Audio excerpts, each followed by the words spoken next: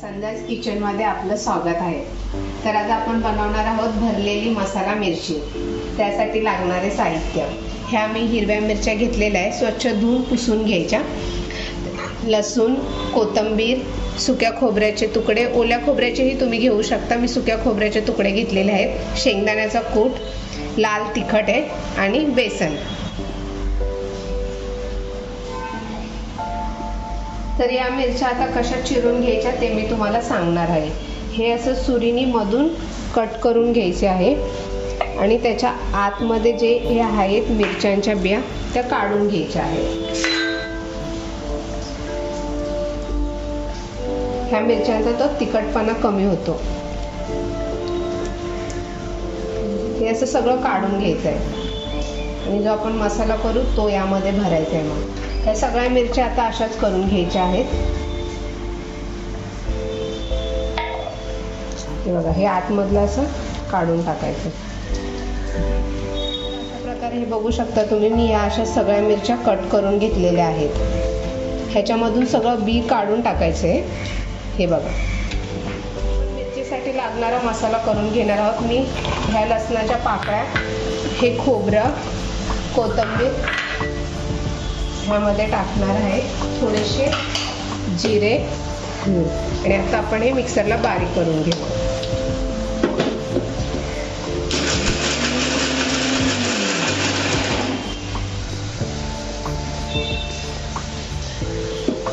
तर अशा प्रकारे आपलं हे वाटण वाटून झालेलं आहे। तर आता आपण हा मसाला काढून घेऊयात आणि मिरचीसाठी लागणारं सारण तयार करूया। तर हा मी मसाला काढलेला आहे। हा शेंगदाण्याचा कूट जो आपण घेतलेला तो यामध्ये टाकणार आहोत। हे लाल तिखट तुम्ही तुमच्या चवीनुसार टाकू शकता। हळद टाकायची आहे, थोडासा हिंग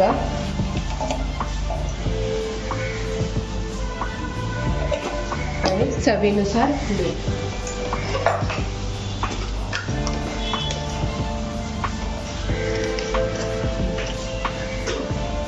प्रकारे आपण हे सगळं मिक्स करून घ्यायचं व्यवस्थित।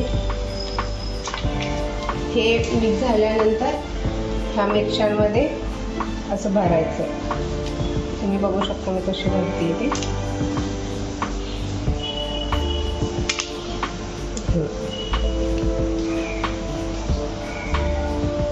मी अजून ह्या अशा मिरच्या भरत आहे। शेंगदाण्याचा कूट थोडा मोठा घ्यायचा आहे, असा एकदम बारीक नका घेऊ, मोठा असेल तर छान लागतो तो।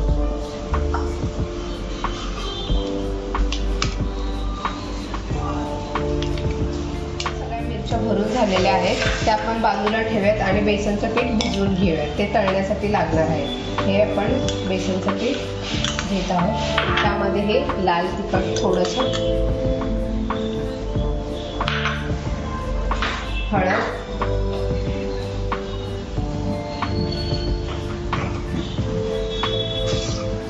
मीठ टाकायचं आहे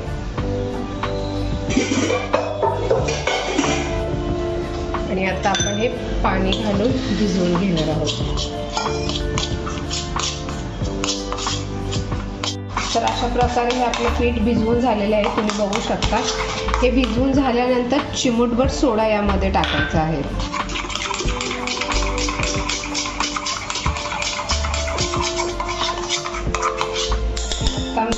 ह्या ग्लासामध्ये काढून घेणार आहे।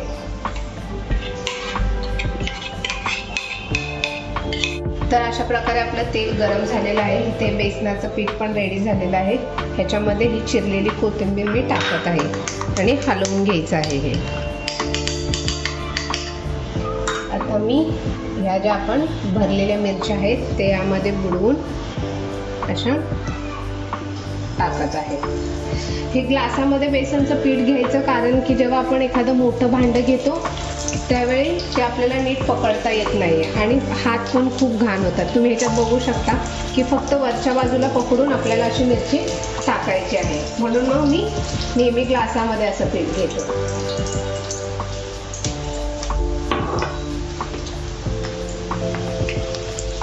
अशा प्रकारे हे बघा, आपल्या मिरच्या ह्या तळून झालेल्या आहेत। त्या मी आता एका प्लेटमध्ये काढून घेत आहे।